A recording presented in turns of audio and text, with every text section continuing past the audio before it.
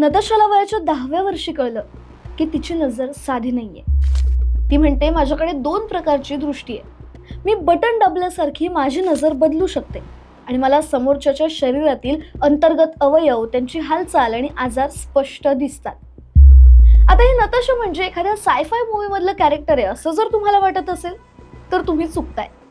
कारण रशियामध्ये जन्मलेल्या नताशा डेमकिना हिला खरोखरच कोणाच्याही शरीराच्या आरपारचं सगळं दिसतं. तिला लोक द एक्सरे गर्ल असंही म्हणतात. पण या सगळ्या मागची तिची गोष्ट काय आहे तर जनरली आपण कुठल्याही सुपरमॅनकडे असणाऱ्या पॉवरची थट्टाच करतो. म्हणजे सुपरमॅन सारखं मला उडता आलं असतं तर मी हे केलं असतं, मी ते केलं असतं अँड ऑल. पण नताशासाठी ही पॉवर म्हणजे मस्करी नव्हती. 1987 मध्ये जन्मलेल्या नताशाला वयाच्या 10व्या वर्षी कळलं की तिची नजर साधी नाहीये. आणि मग काय, हळूहळू नताशाची ही चर्चा रशियातून थेट अमेरिकेपर्यंत पोहोचली. मग डिस्कव्हरी चॅनलने ठरवलं की या संदर्भात दूध का दूध और पाणी का पाणी झालंच पाहिजे. मग मार्च 2004 मध्ये डिस्कव्हरी चॅनलने एक एक्सपेरिमेंट केला. नताशा समोर 7 लोक उभी केली, ज्यातली 6 जण आजारी होती आणि 1 पूर्ण ठणठणीत होता. नताशाला 7 पैकी किमान 4 लोकांचे आजार बरोबर ओळखायचे होते. पण इथे नताशा थोडी गडबडली. एका व्यक्तीच्या डोक्यात धातूची प्लेट होती, ती तिला दिसलीच नाही. सायंटिस्ट म्हणाले की हे सगळं नशीब किंवा अंदाजावर आधारित असू शकतं. पण गोष्ट इथेच संपत नाही.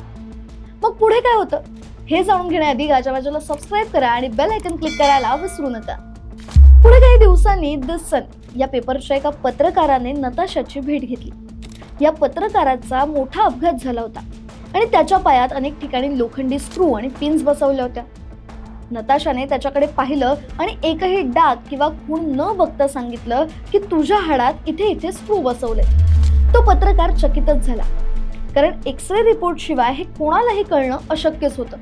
आता नताशाच्या बाबतीतले हे 1-2 अनुभव सगळीकडेच पब्लिश करण्यात आले होते. त्यामुळे काही रिपोर्ट्सनुसार ती खरंच योग्य निदान करते असं लोक सांगतात, तर काही जण ती सायकोलॉजिकल थिअरी मधल्या किंवा जी लोक भविष्य सांगतात त्यांच्या कोल्ड रीडिंग या थिअरीप्रमाणे काम करते आणि निदान सांगते असेही म्हणतात. अशा गोष्टी आपल्या जुन्या ग्रंथातही सापडतात.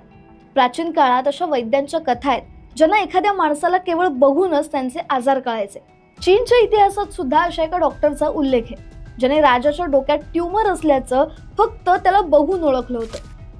आता ते काही असो, पण नताशा आजही मॉस्कोमध्ये एका सेंटरमध्ये काम करते.